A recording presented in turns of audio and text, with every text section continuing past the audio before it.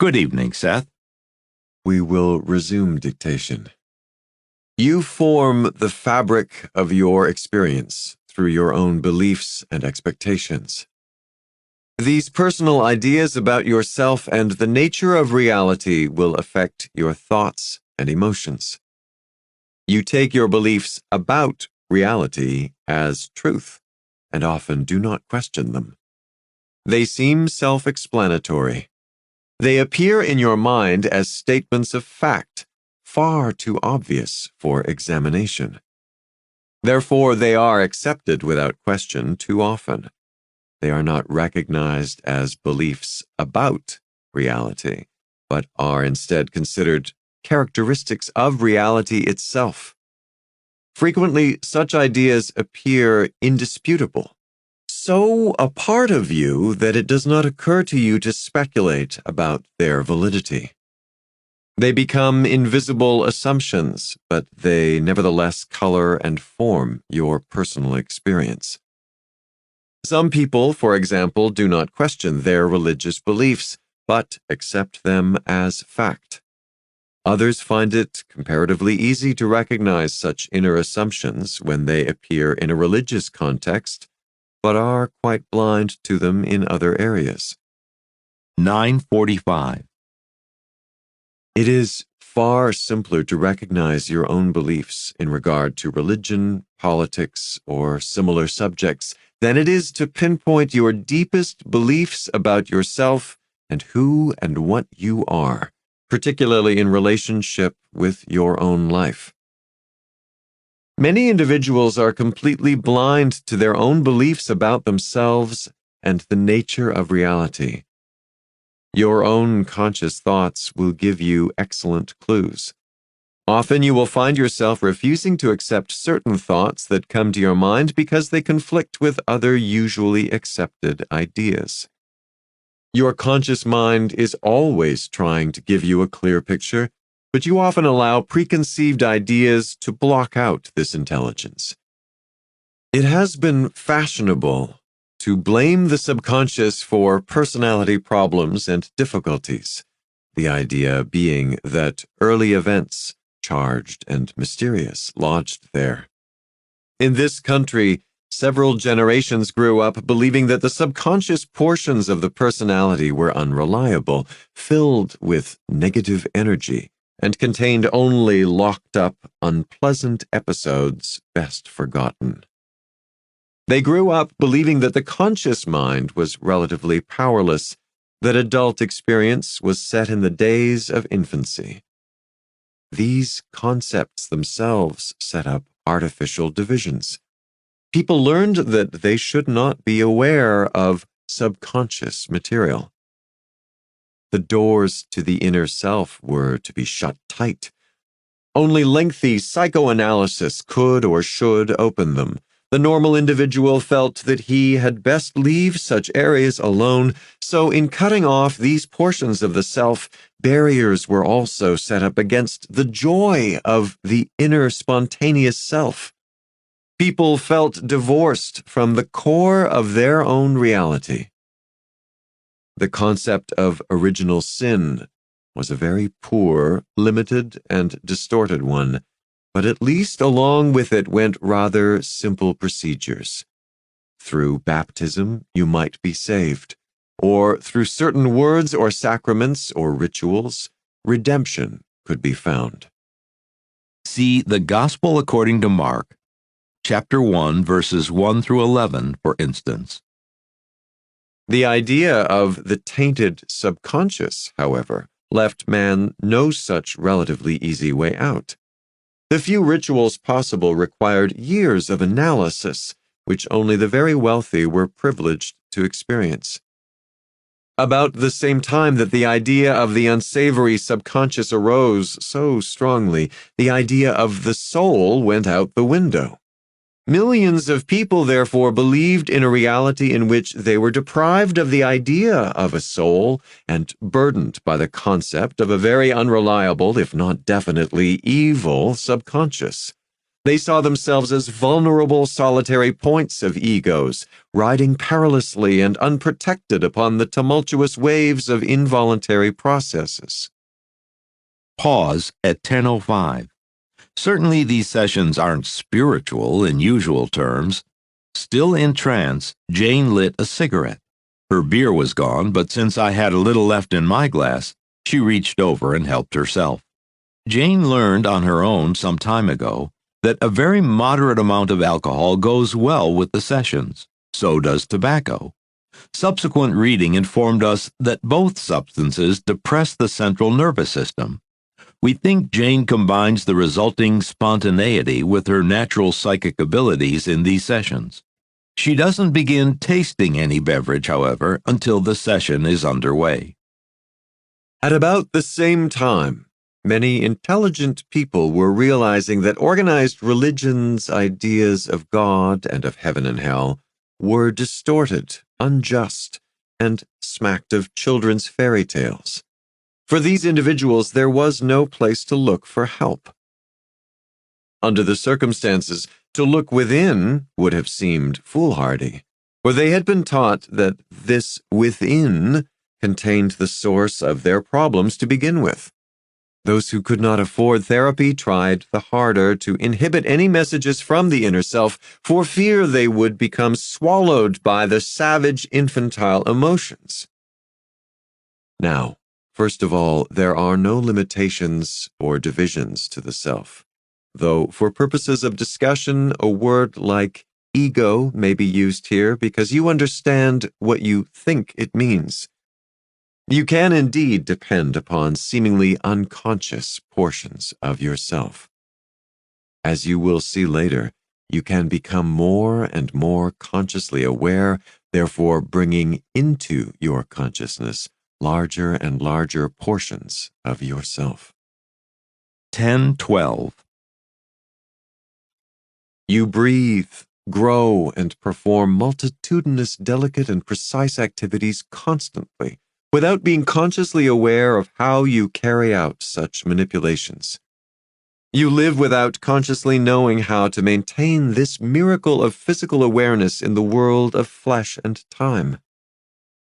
The seemingly unconscious portions of yourself draw atoms and molecules from the air to form your image. Your lips move, your tongue speaks your name. Does the name belong to the atoms and molecules within your lips or tongue? The atoms and molecules move constantly, forming into cells, tissues, and organs. How can the name the tongue speaks belong to them? They do not read or write, yet they speak complicated symbols that communicate to other beings, such as yourself. Anything from a simple feeling to the most complicated information. How do they do this? The atoms and molecules of the tongue do not know the syntax of the language they speak. When you begin a sentence, you do not have the slightest conscious idea often of how you will finish it, yet you take it on faith that the words will make sense and your meaning will flow out effortlessly. All of this happens because the inner portions of your being operate spontaneously, joyfully, freely. All of this occurs because your inner self believes in you, often even while you do not believe in it. These unconscious portions of your being operate amazingly well, frequently despite the greatest misunderstanding on your part of their nature and function, and in the face of strong interference from you because of your beliefs. Each person experiences a unique reality, different from any other individual's. This reality springs outward from the inner landscape of thoughts, feelings, expectations, and beliefs. If you believe that the inner self works against you rather than for you, then you hamper its functioning, or rather, you force it to behave in a certain way because of your beliefs. The conscious mind is meant to make clear judgments about your position in physical reality. Often false beliefs will prevent it from making these for the egotistically held ideas will cloud its clear vision. I suggest a break. 10:31. Jane's trance had been deep. She felt better now, she said, because the weather had lost some of its oppressive quality. I told her that, in my opinion, the material tonight represented her and Seth at their best, and that it also had a deceptive simplicity. Jane was pleased, saying she felt quite free now about the production of the book. Are you ready? Yes. I was just finishing my notes when Jane took off her glasses and resumed speaking for Seth. 10:53. Your beliefs can be like fences that surround you. You must first recognize the existence of such barriers. You must see them, or you will not recognize that you are not free, simply because you will not see beyond the fences. They will represent the boundaries of your experience. There is one belief, however, that destroys artificial barriers to perception, an expanding belief that automatically pierces false and inhibiting ideas. Now, separately, the self is not limited. That statement is a statement of fact. It exists regardless of your belief or disbelief in it.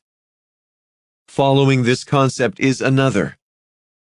There are no boundaries or separations of the self. Those that you experience are the result of false beliefs. Following this is the idea that I have already mentioned. You make your own reality. To understand yourself and what you are, you can learn to experience yourself directly, apart from your beliefs about yourself. What I would like each reader to do is to sit quietly. Close your eyes. Try to sense within yourself the deep feeling tones that I mentioned earlier In the 613th session in Chapter 1. This is not difficult to do. Your knowledge of their existence will help you recognize their deep rhythms within you. Each individual will sense these tones in his or her own way, so do not worry about how they should feel. Simply tell yourself that they exist, that they are composed of the great energies of your being made flesh. Then let yourself experience. If you are used to terms like meditation, try to forget the term during this process. Do not use any name. Free yourself from concepts and experience the being of yourself and the motion of your own vitality. Do not question, is this right? Am I doing it correctly? Am I feeling what I should feel? This is the book's first exercise for you. You are not to use other people's criteria. There are no standards, but your own feelings. No particular time limit is recommended. This should be an enjoyable experience. Accept whatever happens as uniquely your own. The exercise will put you in touch with yourself. It will return you to yourself. Whenever you are nervous or upset, take a few moments to sense this feeling tone within you, and you will find yourself centered in your own being, secure. When you have tried this exercise several times, then feel these deep rhythms go out from you in all directions, as indeed they do. Electromagnetically, they radiate out through your physical being, and in many ways that I hope to explain later, they form the environment that you know even as they form your physical image. 11:14. I told you that the self was not limited, yet surely you think that your self stops where your skin meets space, that you are inside your skin, period. yet your environment is an extension of yourself. It is the body of your experience, coalesced in physical form. The inner self forms the objects that you know as surely and automatically as it forms your finger or your eye. Your environment is the physical picture of your thoughts, emotions, and beliefs made visible. Since your thoughts, emotions, and beliefs move through space and time, you therefore affect physical conditions separate from you. Consider the spectacular framework of your body just from the physical standpoint.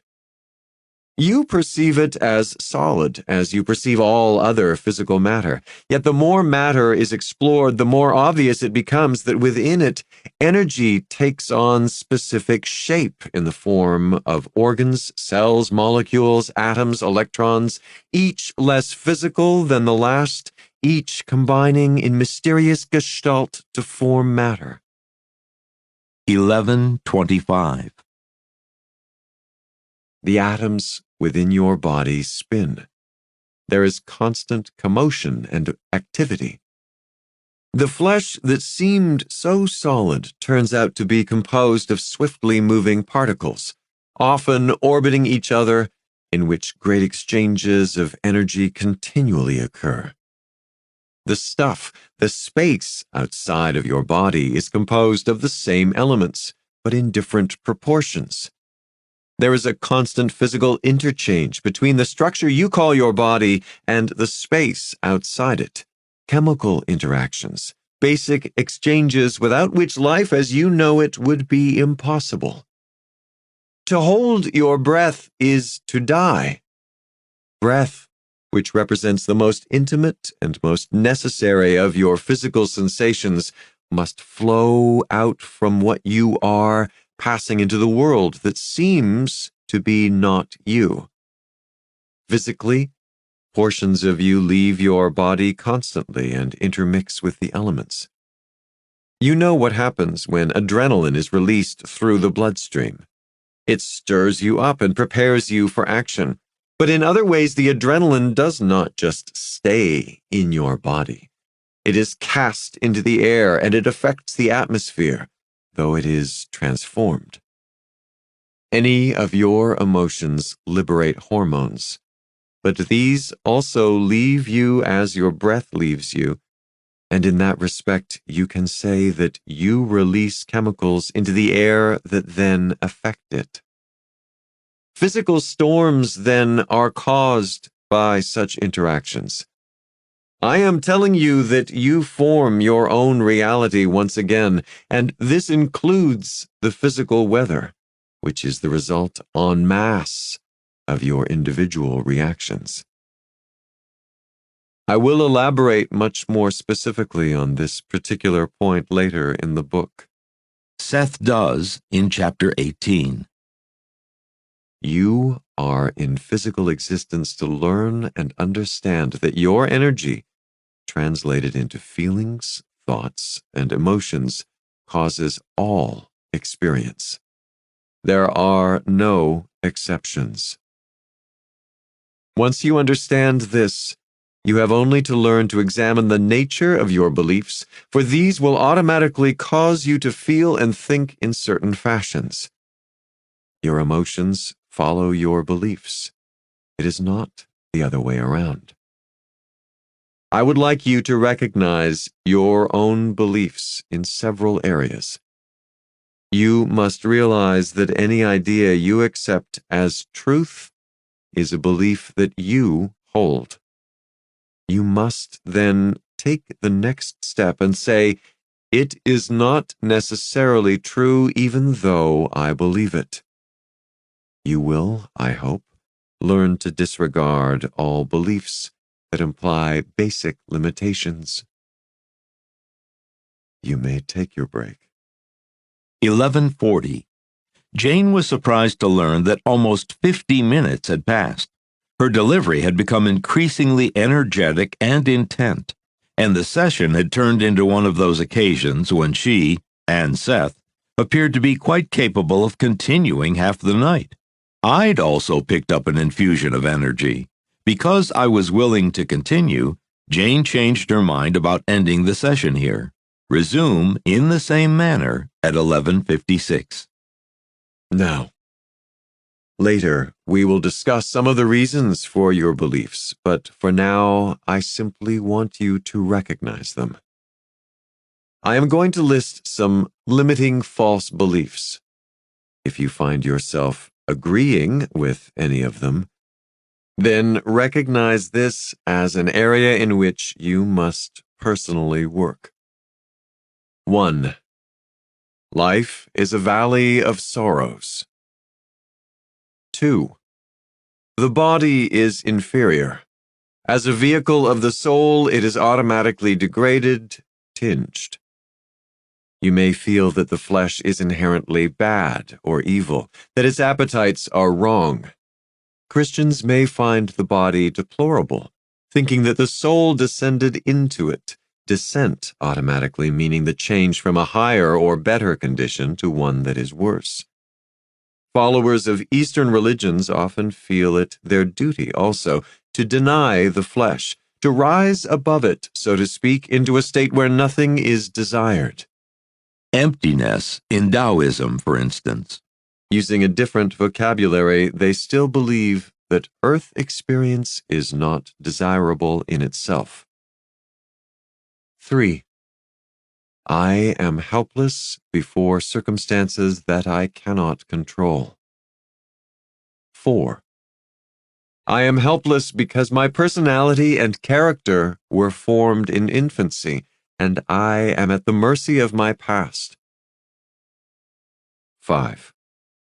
I am helpless because I am at the mercy of events from past lives in other incarnations over which I now have no control. I must be punished, or I am punishing myself for unkindness done to others in past lives. I must accept the negative aspects of my life because of my karma. In Hinduism and Buddhism, karma is thought of as the total moral sum of an individual's acts in any one life, thus determining the person's fate or destiny in the next. Seth sees reincarnational lives as all existing at once, so there is constant give and take among them.